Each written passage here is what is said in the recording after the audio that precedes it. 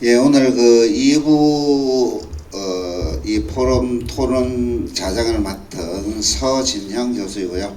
뭐 이 공동주택이 아니라 공정주택이라고 해서 공정주택 포럼을 만들어서 우리나라 부동산 정책이 어떻게 공정해야 할 것인가 라는 포럼을 만들어서 정책 제안을 하는 등 여러 가지 이제 활동들을 하고 있습니다. 물론 제가 19대 20대 대한부동산학교 회장을 맡으면서 부동산학과 관련된 활동들을 많이 하면서 이번 정부나 우리 지난 정부에서 선수를 많이 하면서 정책들이 어떻게 가야만 대한민국 국민들이 좀 더 행복한 부동산과 관련된 삶을 살아갈 수 있을까 많은 고민을 하였습니다. 오늘 우리 이 데일리에서 부동산 포럼을 개최하면서 윤석열 정부의 부동산 정책이 어디로 가야 되나, 원래는 뭐 인수위원회에서 부동산 정책의 방향들을 발표할 것으로 봤지만 이 데일리와 교감이 되었는지 어제 새로운 정부가 출범하면 이 부동산 정책의 방향에 대해서 발표하겠다 뭐 이렇게 발표를 했기 때문에 오늘 이 윤석열 정부의 부동산 정책이 어디로 가야 되는지 한번 살펴보는 것이 상당히 의미 있는 자리가 아닌가 이렇게 생각을 하고요. 오늘 그 김연아 국회의원님께서 윤석열 정부의 방향들에 대해서 방향들을 제시해 주셨는데, 이러한 부분들에 대해서 전문가분들은 어떻게 생각을 하는지, 전체적인 방향들을 제시함으로 인해서 윤석열 새로운 정부가 좀 더 성공할 수 있기를 바라는 뜻에서 전문가적 의견들을 많이 제시해 주셨으면 하고자 합니다.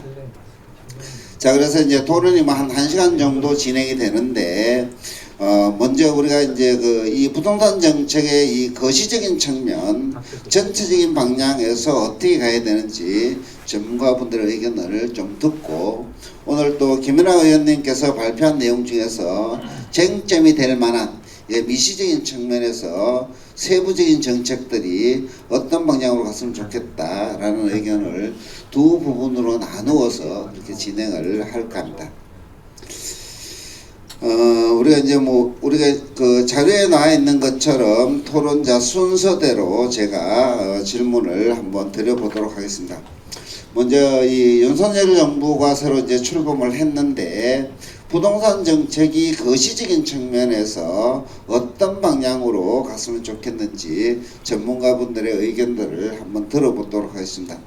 가장 먼저 우리 토론자분들을 소개를 안 드렸네요, 그죠? 토론자분들을 소개를 한번 드리도록 하겠습니다. 한국건설산업연구원의 경제금융연구실장을 맡고 계시는 우리 허윤경 실장님 소개해드리겠습니다. 대한주택임대인협회 회장을 맡고 계시는 우리 성창엽 회장님 소개해드리겠습니다. 건국대 부동산대학원의 겸임교수로 재직하고 있는 우리 권순영 교수님 소개해드리겠습니다. 건국대학교 부동산학과 겸임교수로 재직하고 있는 우리 최황수 교수님 소개해드리겠습니다.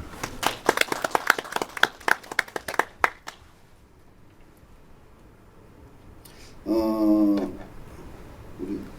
경제적인 실천연합이 아니고 그죠? 대한건설정책연구원의 책임연구원을 계시는 이연형 연구님 소개해드리겠습니다. 자, 그러면 우리 윤석열 정부의 부동산 정책이 거시적인 측면에서 어떻게 갔으면 좋겠다라는 의견을 먼저 우리 허윤경 실장님께 마이크를 넘기도록 하겠습니다. 토론은 한 5분 정도 이내로 정리를 해주시면 우리가 이제 유튜브를 시청하는 시청자님들이 좀 더 쉽게 이해할 수 있지 않을까 이렇게 생각이 듭니다. 예. 교수님 두 바퀴를 도시겠다는 말씀이신가요? 첫 번째 얘기하고 그 다음에 한 번 더 하는 건가요? 아니면 말씀하신 두 가지에 대해서 한 번에 다 얘기하는 건가요? 거시적인 측면만 먼저 이제 제시를 해주시고 두 바퀴를 도시겠다는 말씀이신 거죠? 네. 우선 오랜만에 김연아 의원님 발제를 들었는데 명불허전이었다. 오랜만에 들었지만 엄청 좋았습니다. 그리고 역시 김연아 의원님이 아주 통찰력 있는 얘기들을 많이 해주셨고 저도 다시 생각할 수 있는 기회가 돼서 감사하게 생각합니다. 정책 운영 집행이나 운영과 관련돼서 현실적인 어려움이 있는 것도 분명한 사실이고요. 그런 것들에 대해서도 현실적인 얘기들도 많이 해주셔서 통렬하게 좀 다가오지 않았나라고 생각을 합니다. 거시적인 측면이라고 얘기를 하셨는데 이제 거시 경제에 미치는 부동산의 영향도 분명히 있고요. 여기서 얘기하시는 거시적인 측면은 전반적인 부동산 정책의 운영과 방향에 대한 질문으로 저는 이해했고요. 거기에 대해서 고민을 해보면 지금 풀어야 되는 숙제가 저는 세 가지라고 생각합니다. 첫 번째는 이제 주거비 부담이 너무 가중된 상태고요. 그것이 이제 임차인이 됐던 보유자가 됐던 구매자가 됐던 모두에게 다 마찬가지 아닌가라고 생각합니다. 그런 것들이 앞서 이제 사장님께서 얘기하신 모든 사람이 불편한 상황이 결국은 주거비 부담인 것 같습니다. 집값이 많이 오른다 하더라도 이게 주거비를 부담할 수 있는 수준이다라고 하면 집값 상승은 큰 의미가 없습니다. 누구나 부담할 수 있다라고 하면. 그렇지만 지금 현재 상황에서는 금융 구조가 됐던 아니면 세제 구조가 됐던 이런 것들이 결국은 주거비 부담이 상당히 높아져 있는 상태고요. 또한 월세나 전세 같은 임대료 상승도 함께 나타나고 있어서 모두가 주거비 부담이 상당히 높은 상태라서 이런 것들을 첫 번째로 당선인이 해결해야 되는 부분이 아닌가라고 생각하고요. 그 안에서도 우선순위는 결국은 서민이나 저소득층 어려우신 주거 취약계층의 어려움을 먼저 해결해야 되지 않나라고 생각합니다. 그렇게 보면 올해 이제 서울을 중심으로 해서 입주 물량이 결코 많은 상황이 아닙니다. 그렇게 보면 이제 임대료 불안 문제가 하반기에 본격화될 가능성이 있고 그렇게 보면 우리가 이제 규제 완화 이런 것들에 앞서서 오히려 주거비 부담 문제를 우리가 첫 번째 국정과제로 저는 다뤄야 된다라고 생각합니다.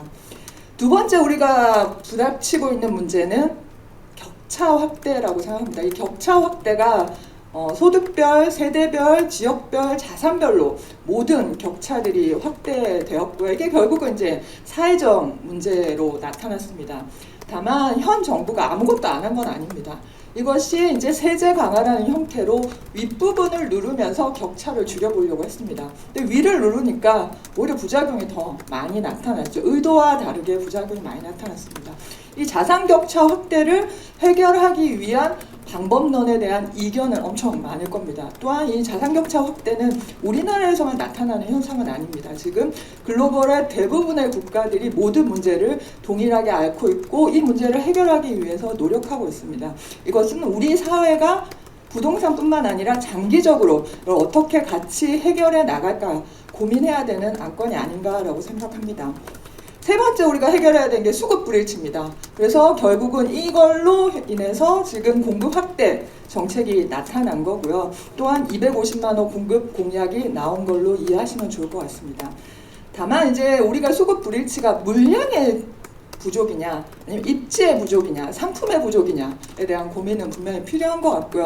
최근에 집값 상승이라는 부분을 고려를 하게 되면 결국은 양질의 인프라가 갖추어진 입지에 공급이 되지 않았다라는 것이고요.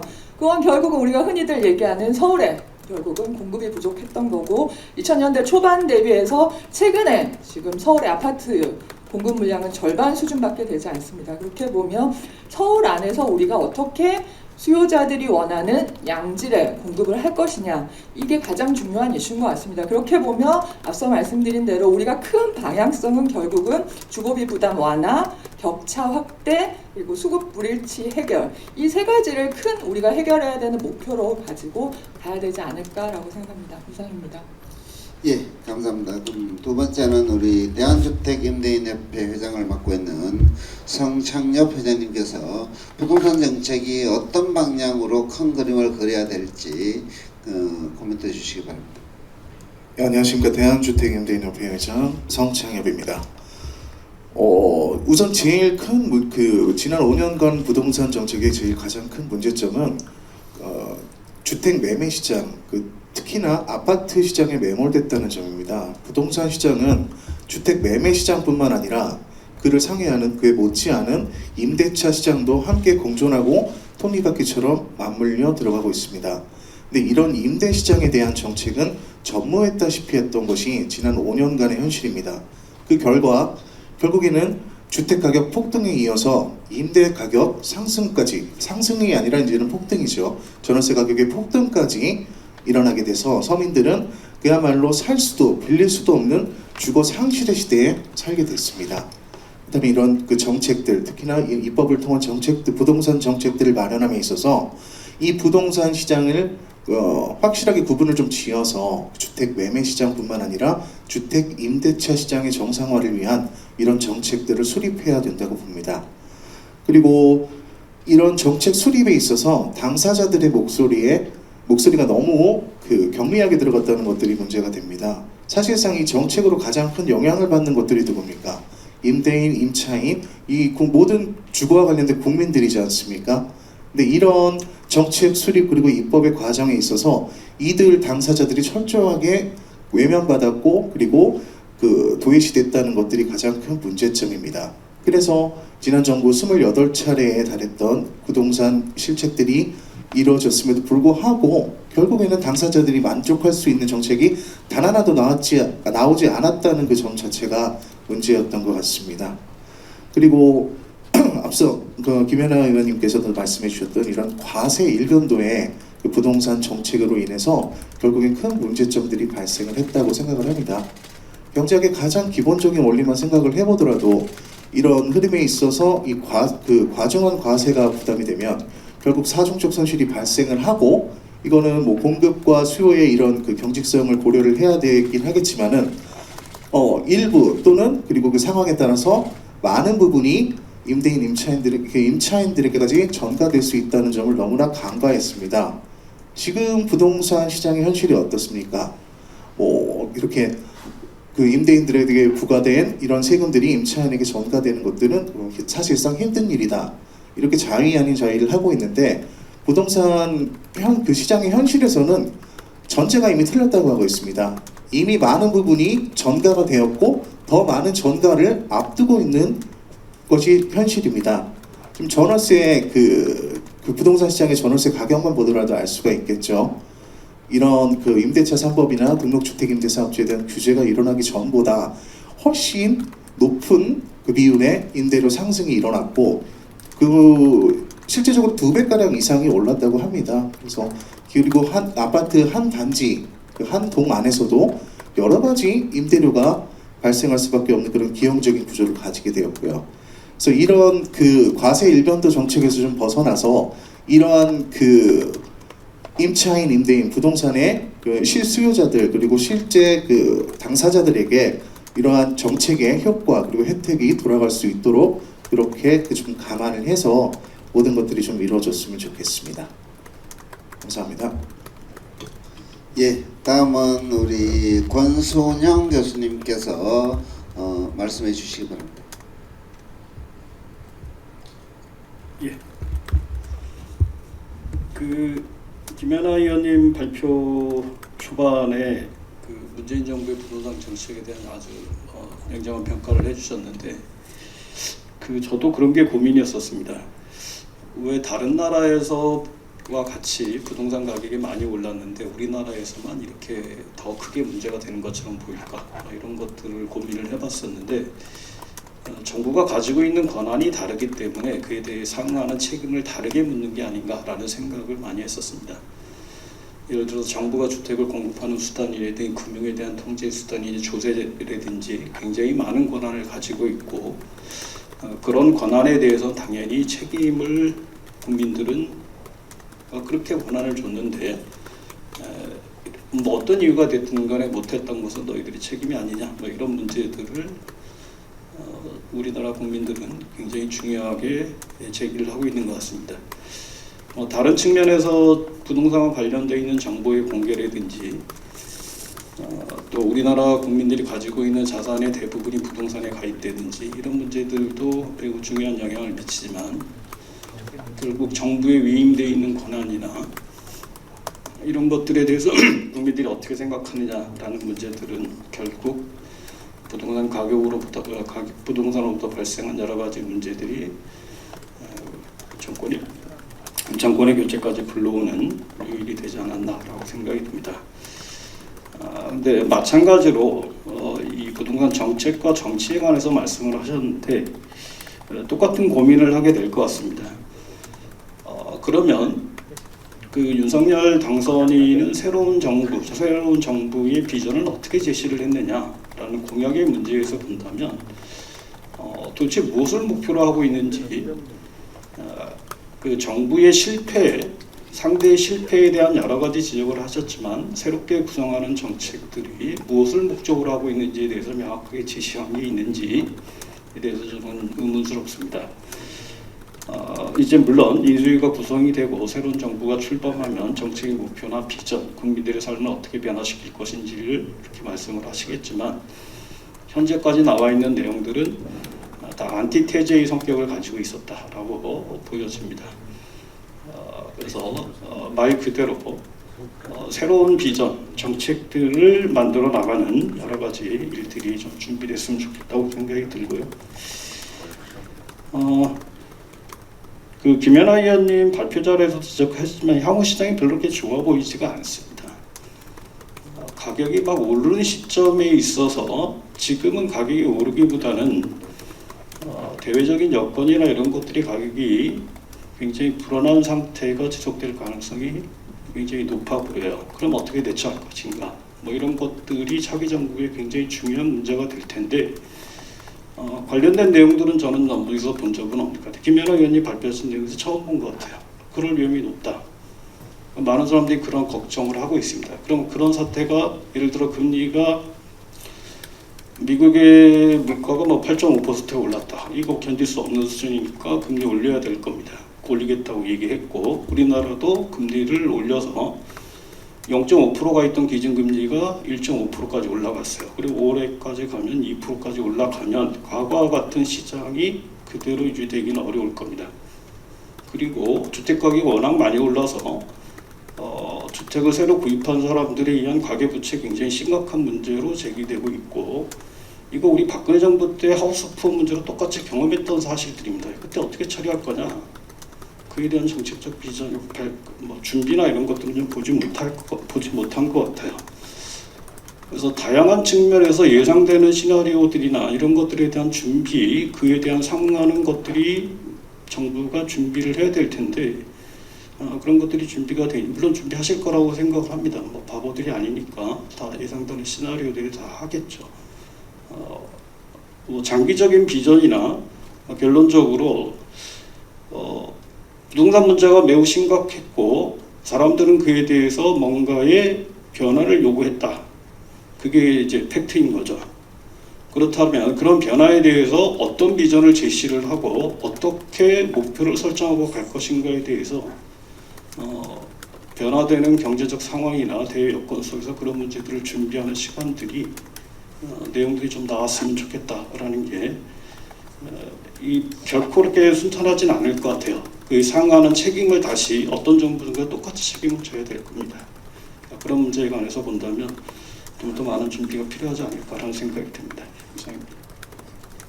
예, 다음은 우리 최광수 교수님 코멘트 해주시기 바랍니다. 예,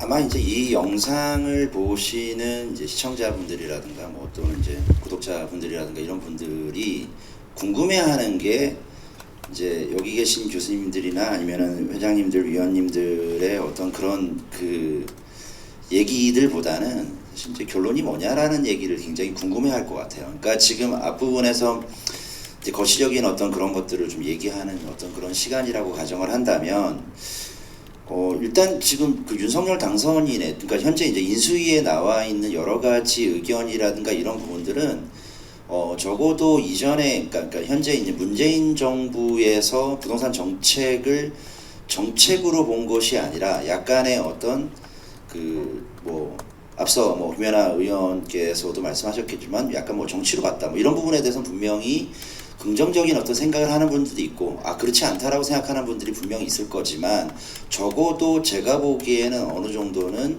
시장의 원리에 맞게 회귀하는 과정 중에 하나다라고 볼 수도 있을 것 같습니다. 다만 이 영상이나 이것을 시청하시는 우리 그 분들께서 꼭 좀 오판하지 않았으면 하고 싶은 당부의 말씀이 뭐냐면, 그 우리나라에는 이제 부동산 정책을 가지고 상당히 그 양비양시론으로 좀 판단하는 그런 경향이 있고, 거기에 따라서 정치인들이라든가 여당이든 야당이든 서로 바뀌는 어떤 그런 상황에서도 굉장히 그것을 국민들에게 굉장히 이용했던 측면들이 있다고 생각합니다. 그러면은 예를 들어서 보수 진영에서 만약에 정권을 잡으면 부동산 규제를 완화할 것이고, 진보 진영에서 정권을 잡으면 부동산 규제를 강화할 것이다. 또 거기에 따라서 완화를 하면 집값이 오를 것이고 부동산 가격이 뛸 것이고, 뭐 또 만약에 정책을 갖다가 옥죄기를 하면 오히려 집값에 대한 어떤 그러한 피로감이라든가 이런 것들 때문에 가격이 조정될 것이다라고 생각할지 모르겠는데, 어쩌면 요즘에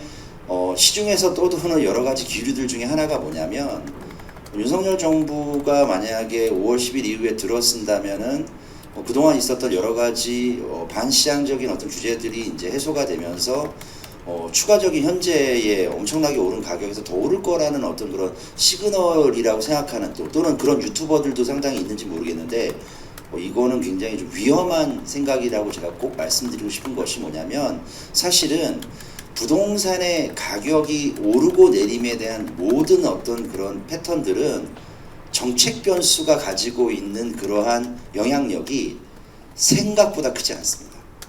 역대 정부에서 보면은 되게 이상한 거 아닙니까? 제가 보기에는 지금 직선제 개헌, 그러니까 대통령을 직선제, 국민의 손으로 직접 뽑는 직선제 개헌 이후에 이번에 윤석열 당선인까지 포함해서 8명의 대통령이 나왔었는데, 그 8명의 대통령들의 소위 말하는 편가르기를 하는 성향에 따라서 실제로 정책이 왔다 갔다 했을 거라고 추정할지 모르겠지만, 전혀 그렇게 보는 것은 전혀 맞지 않습니다. 어떻게 보면 제가 판단하기에 가장 여태까지 부동산 규제를 많이 했던 정부는 무소불위에 헌법을 위배할 정도로 모든 것들을 다 쏟아부었던 노태우 정권 시절이었고, 가장 규제를 완화했던 거는 역시 DJ 정부 시절이었다고 생각합니다. 만약에 정책의 논리 또는 진영의 논리로 만약에 부동산 정책을 바라보고 거기에 따라 가격 상승이라든가 하락이라든가 이런 것들을 점치고 그렇게 예상을 한다면 상당히 그 부분에 대해서는 불편한 현실에 직면하게 될 것이다라는 생각을 하고 있습니다. 결론적으로 말씀드린다면 윤석열 정부에서의 부동산 가격은 또는 부동산 시장은 상당히 안정화될 거라고 감히 예상해 봅니다. 왜냐? 정책을 얼마나 잘했냐 못하느냐의 문제가 아니라 부동산 가격은 금리라든가 거시적인 변수가 훨씬 더 크지 않을까라고 생각을 하고 있고요. 다만 이렇습니다. 만약에 미국이 금리를 올리고 우리나라도 덩달아서 기준금리를 올려서 시중은행의 여신금리라든가 이런 것들이 상승한다고 한다면 집값에 절대로 그러니까 긍정적인 영향을 미칠 수는 없겠지만, 그럼에도 불구하고 만약에 집값이 더 오른다라고 주장하는 자가 있다면 아마도 하나의 조건이 통제가 돼야 되는데, 그것은 우리나라의 경제 성장률이라든가 소득이라든가 고용이 드라마틱하게 상승한다면 그러한 공식이 맞겠지만, 그렇지 않는 시기에는 어떠한 정책을 완화하든 어떠한 정책을 더 강화하든 간에 윤석열 정부 내에는 어쨌든 단기간 중기적으로는 금리라든가 이런 변수들 때문에 집값이 의외로 안정화될 가능성이 높다라는 말씀을 꼭 드리고 싶습니다. 이상입니다. 예, 다음은 우리 이연형 책임연구원님께 마이크를 넘기도록 하겠습니다. 네, 앞에서 많은 얘기들을 해주셨기 때문에 저는 조금 더 범위를 좁혀서 작은 제기 하나만 하겠습니다. 다음 정부는 부동산 정책을 입안하거나 집행하는 과정에 있어서 숫자에 얽매이지 않았으면 좋겠습니다. 그냥 간단한 얘기로, 제가 학생 때 한 교수님이 수업 시간에 하셨던 말씀이 뭐였냐면, 거짓말은 하면 안 되는 거지만 결혼할 때는 좀 괜찮다고, 이런 말이 있었습니다. 그러니까 아예 뭐 사기 정도가 아니라고 하면 인생에 큰 중대사가 있을 때 원하는 결과를 얻기 위해서 약간의 허세 정도는 괜찮다라는 뜻입니다. 자, 같은 맥락으로 선거도 비슷한 면이 있습니다. 선거에서는 일단 결과가 중요하기 때문에 조금 더 과장할 수도 있습니다. 그리고 사기가 아니라면 허세도 부릴 수 있고 우리가 이런 거 한다고 다 벌릴 수 있습니다. 하지만 선거가 끝난 이후에는 그런 과장을 이어가는 것이 아니라 실제로 어디까지 뭘 할 수 있느냐 이런 부분에 집중을 해야 됩니다. 그렇기 때문에 선거 과정에서 제시되었던 250만이나 아니면 특정 유형의 주택에 대해서 60만, 100만 이런 공급 규모의 숫자에 집착할 필요가 없습니다. 사실 무시해도 무방합니다. 자, 그렇다면 어떤 부분에 집중을 해야 하는가? 그게 두 가지 정도를 예로 들 수 있습니다. 다음 정부의 주요 공약 중에 하나는 정비 사업의 활성화입니다. 그런데 아시는 것처럼 정비 사업은 특정 지역에서 한 번에 많은 사업장을 벌릴 수가 없습니다. 자, 서울과 인접 수도권에는 거의 비슷한 시기에 한 5년 정도 기간에 걸쳐서 대량의 아파트가 공급된 지역들이 여러 곳 있습니다. 아시는 1기 신도시나 서울에서도 몇 개 지역들이 있죠. 자, 이런 지역들의 특징은 아파트의 연식이 비슷하게 먹어간다는 겁니다. 10년, 20년, 30년 큰 차이가 없습니다. 그런데 한 지역에서 동시에 여러 정비 사업장을 벌리기는 현실적으로 부작용이 많이 수반되기 때문에 정비 사업의 필요성을 인정을 하지만 이걸 진행하는 단계에서는 순차적으로 나눠서 진행할 필요가 있습니다. 그렇다면 자, 어떤 순서로 어느 지역을 어떻게 흘러갈 것인가 이런 계획을 짜는 데에 집중을 해야 됩니다. 그리고 어차피 그런 계획이 짜진다면 그걸 실행하는 데 걸리는 시간은 아무리 짧게 잡아도 10년, 20년, 30년이 걸립니다. 그렇기 때문에 지금 단계에서 공급 주택의 숫자에 집중을 하게 된다면 당연히 계획만 벌려놓고 실제로 실행을 하지 못하는 상황이 벌어지게 됩니다. 자, 이렇게 한 가지를 짚을 수가 있고요. 그리고 또 다른 한 가지는 자, 주택 정책을 뭔가 하는 데 있어서 죄송합니다. 제가 열심히 들었다가 너무 집중을 해서 두 번째가 잠시 뭐 이런 날도 있어야죠. 자, 그렇다면 결국에는 죄송합니다. 기억났습니다. 죄송합니다. 두 번째는 자, 지금 정부에서 컨셉을 제시하고 시도는 했지만 실제 실행에 들어가지 못한 내용들이 있습니다. 바로 그것이 정비 사업에 공공이 참여한다는 컨셉입니다. 자, 그런데 다음 정부에서는 지금 정부의 공공재개발, 공공재건축 말고도 새롭게 시도해볼 사안들이 좀 있습니다. 대표적인 것이 서울시가 제시하고 있는 신통계획입니다. 그런데 이런 컨셉들은 계획상으로는 좋습니다. 뭐 해볼 만하기도 하고 하지만 실제로 해본 것들은 아닙니다. 그렇기 때문에 다음 정부 5년 동안에는 과연 민간 정비 사업에 공공이 참여함으로써 이것이 정말 효율적인 결과를 나타낼 것인지 그리고 그 단계에서 어떤 문제가 발생할 수 있기 때문에 이런 부분을 해결하는 것에 대한 경험 축적, 실행 역량의 축적에 중점을 두는 것만으로도 5년이 매우 짧을 겁니다. 그 때문에 가장 처음에 시작했던 내용, 공급 주택의 규모에 즉 숫자에 집착할 필요가 없다. 이런 부분을 염두에 두시고 다음 정부의 부동산 정책이 입안되었으면 합니다. 이상입니다. 네, 이 윤석열 정부의 부동산 정책이 이제 큰 방향에서 이렇게 갔으면 좋겠다라는 의견들을 제시해 주셨고요. 물론 이제 부동산 정책의 여러 가지 방향들을 얘기하다 보게 되면 뭐 하루 종일 토론을 하더라도 방향들을 모색하기가 쉽지는 않겠지만 이번에 이제 토론이 지금 12시까지 예정이 되어 있기 때문에 윤석열 정부가 가져가야 할 세부 핵심 과제 중에서 두 가지로 질문을 좁혀서 전문가분들은 어떤 생각을 갖고 있는지 한번 들어보도록 하겠습니다. 우리가 이제 김현아 의원님께서도 우리가 발표에서 나왔지만 주택이 1가구 1주택 중심이 아니라 이 자산 중심, 자산 총액의 중심으로 변화되어야 되지 않겠느냐라는 의견을 제시해 주셨는데 이 1가구 1주택 정책을 우리나라에서 계속 유지를 해야 되겠느냐. 이게 물론 정의의 측면에서는 많은 국민들에게 공감을 얻을 수 있겠지만 결국은 뭐 빌라 2채를 가진 사람과 아파트 1채를 가진 사람 어느 사람이 더 정의인지 이런 논란의 부분들이 많고, 양도소득세의 문제의 경우에도 일시적 완화인지 또는 장기적인 완화인지 이런 논란도 결국은 1가구 1주택의 문제에서 불거지기 때문에 1가구 1주택이라는 정책의 기조를 계속 유지해야 되는지 자산의 총액 기준으로 가져가야 되는지 전문가들의 의견들을 한번 듣고 싶고요. 그 다음에 이제 윤석열 정부에서 공급 확대 정책을 내세우고 있는데, 공급 확대 정책이 결국은 이제 뭐 공공주도가 아니라 민간 주도의 공급 확대 정책이기 때문에 민간 주도의 확대를 위해서는 재개발 재건축을 가져가야 되는데, 재개발 재건축을 어떤 방향으로 이끌어갈 것인지, 그리고 이제 1기 신도시에 대한 우리가 재건축 특별법이 어떤 방향으로 가야 되는지 그러한 어떤 공급 부분과 조세 부분으로 나누어서 이 세부적인 정책의 방향들을 제시해 주시면 고맙겠습니다.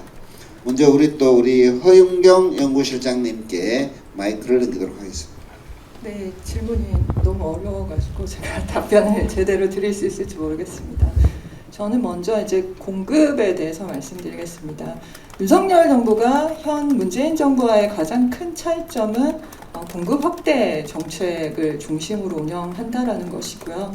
윤석열 정부가 앞서 제가 제기했던 3가지 문제를 해결하기 위한 근본적인 조치로 공급이 충분해야 결국은 주거불안 문제, 주거비 부담 문제, 격차 확대 문제, 그러니까 젊은 사람들이 집을 사서 자산시장에 들어올 수 있게 해드리고, 그리고 수급 불일치를 해결할 수 있다라고 판단했다라고 생각합니다. 근데 이제 그 공급 확대가 결코 쉬운 정책이 아닙니다. 규제는 정부 혼자 하는 거지만 공급은 정부 혼자 절대 할 수 없는 일입니다. 또한 지금 이제 민간 주도라고 얘기를 하지만 공공택지 물량이 50%를 넘어섭니다. 공공택지에 민간이 집을 짓는다고 그것을 민간 공급이라고 과연 할 수 있느냐라고 하면 결코 아니라는 거죠. 결국 주택 공급이라는 전 프로세스, 토지 확보의 계획에서부터 토지 확보, 준공까지를 아우르는 모든 과정을 생각하면 공공과 민간의 협력은 필수적이고, 민간 혼자 할 수 있는 거는 아무것도 없다. 솔직히 말씀드리면 계획 과정을 거쳐야 되는데 계획은 공공의 영역입니다. 계획 쪽에서 인허가나 아니면 도시계획 쪽에서 여러 가지를 지원해주지 않고서는 쉽지 않다라는 것이고요.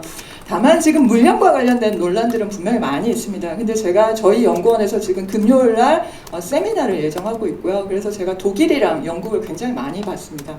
다 물량 목표치를 제시하고 있습니다. 독일도 처음에는 30만 원 하겠다가 40만 원으로 넘어섰고요. 영국도 처음에는 20만 원 하겠다가 30만 원. 그만큼 주택 문제가 엄청나게 사회적 이슈고, 그것이 결국은 국민들의 이해를 구하기 위해서는 물량이라는 목표치를 제시할 수밖에 없는 현실적인 한계가 분명히 있다라고 생각을 합니다. 그렇게 보면 앞서 경기적 요인이 있지만 우리가 경기적 요인을 제외하고 정책 변동성 때문에 생기는 부작용은 최소화해야 되고, 그것이 결국은 공급 쪽에서 해줘야 되는 일 아닌가라고 생각합니다.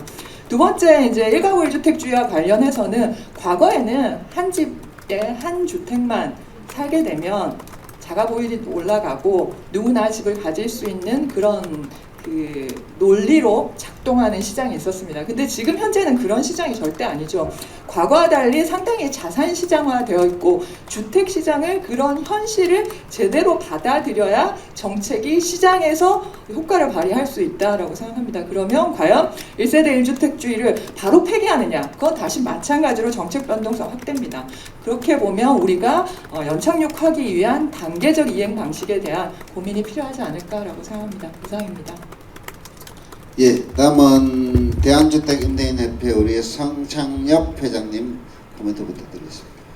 예, 저는 아무래도 주택임대인협회를 대표하기 때문에 이런 두 부분에 있어서도 주택임대와 관련해서 좀 말씀을 드려보고 싶습니다. 우선 조세적인 측면에서 1가구 1주택 정책을 고집할 것인가에 대해서는 우선 지금 현행 벌어지고 있는 부작용들에 대해서 먼저 좀 생각을 해봐야 될 것 같습니다.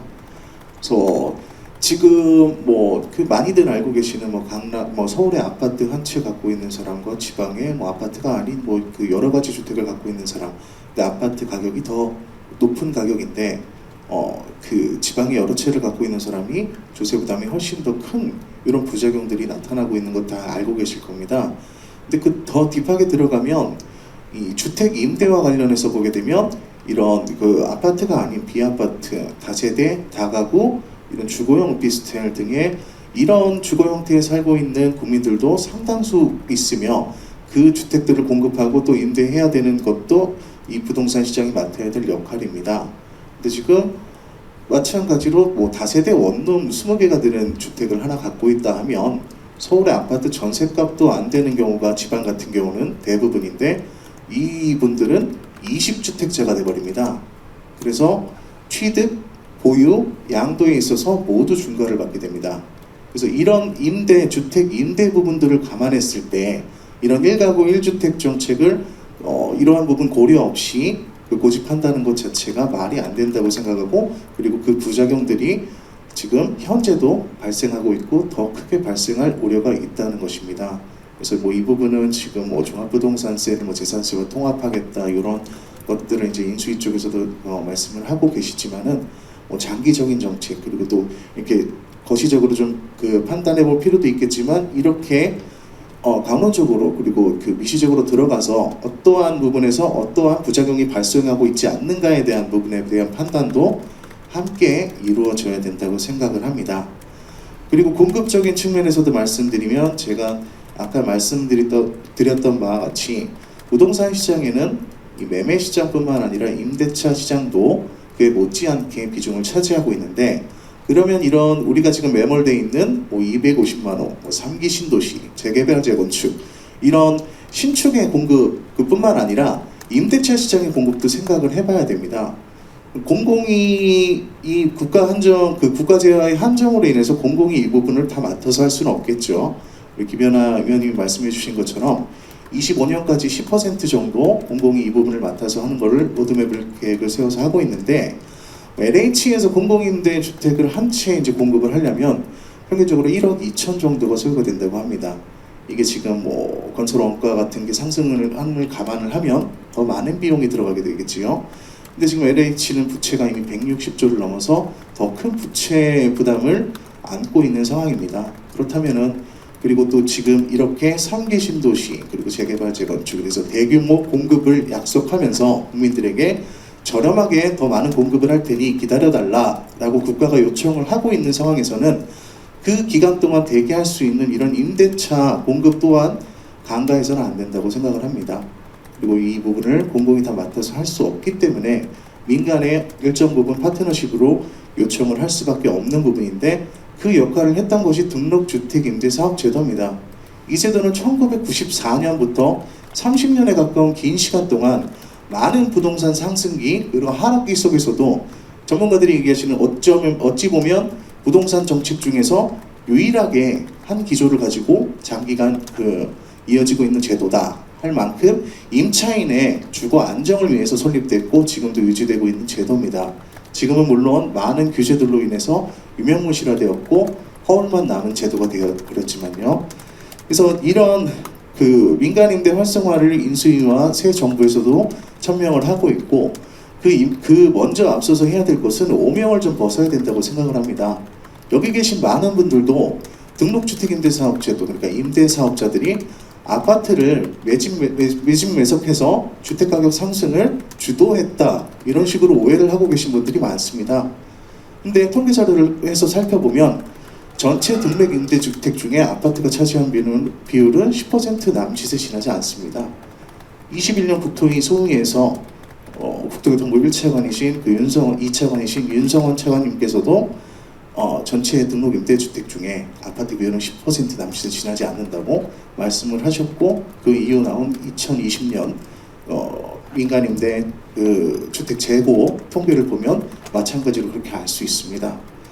근데 지금 그런 문재인 정부는 본인들이 2017년 말에 장려했던 이 정책을 주택가격의 폭등으로 원흉으로 마녀 사냥해서 현재 폐지에 가까운 그런 규제들을 쏟아냈었죠.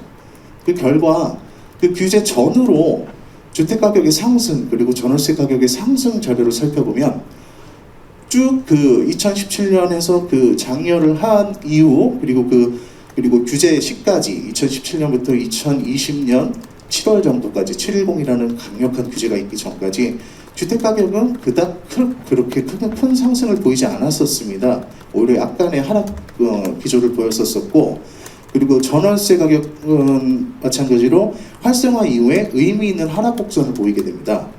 근데 이것들이 2020년 7월 폐지에 가까운 그 규제를 쏟아냄으로 인해서 주택 가격 같은 경우는 가파른 상승을 보이게 되었고, 그리고 전월세 가격도 그 시기에 맞춰서 가파른 상승을 보이게 됐습니다. 결국에는 이 등록주택임대 제도가 주택가격 상승과는 크게 유관하지 않았다는 것들이 드러나게 됐지요. 그래서 지금 많은 부분의 규제들이 법령의 개정을 통해서 일어났습니다. 특히나 민특법이라든지 조특법이라든지 지특법이라든지. 그래서 이 규제들을 다시 되돌리려면 민주당 그리고 거대 여당이 될 민주당과의 협치와 그리고 그 설득이 필요한 부분이기도 합니다.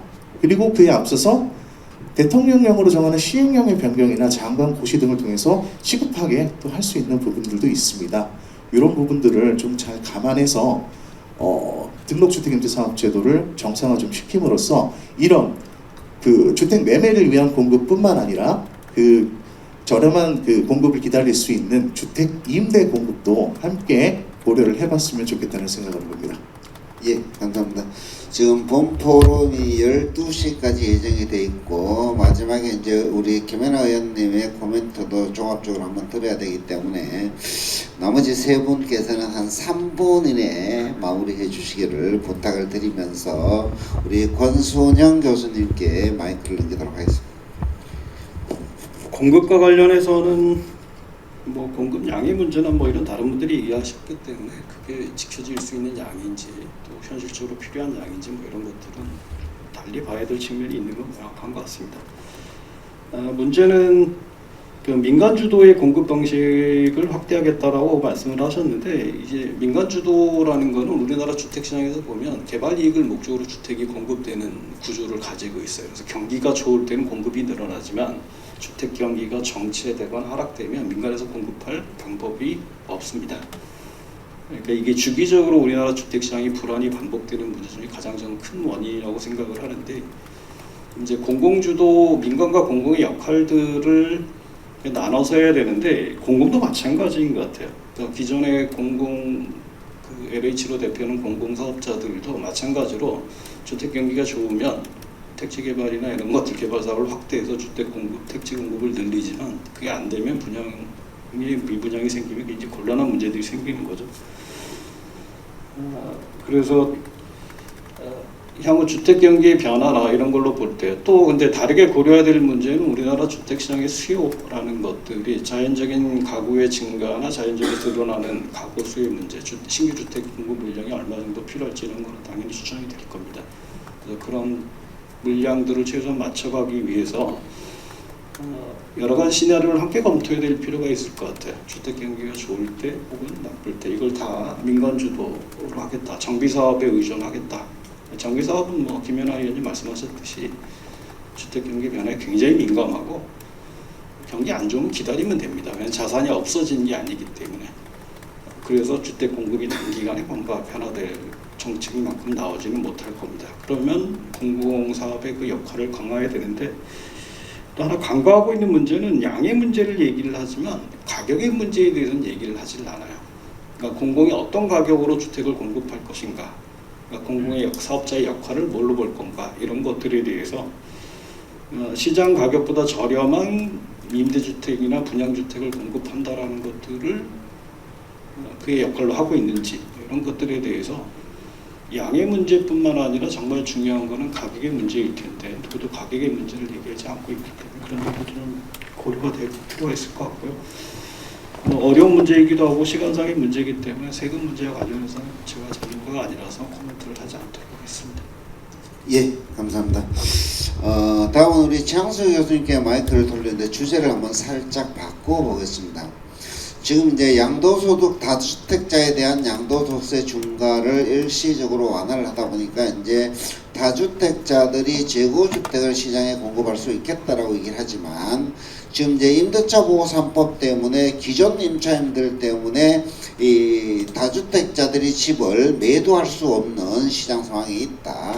그래서 다주택자나 1가구 1주택 정책들은 임대차 보호법과 밀접한 관련이 있어서 부동산 시장이 시장 기능을 회복하는 데 상당히 어려움이 있는 것으로 이제 이 현장에서는 얘기하고 있기 때문에 윤석열 정부에서는 주택임대차 정책을 어떻게 가져가야 되는지 고견을 한번 들어보도록 하겠습니다.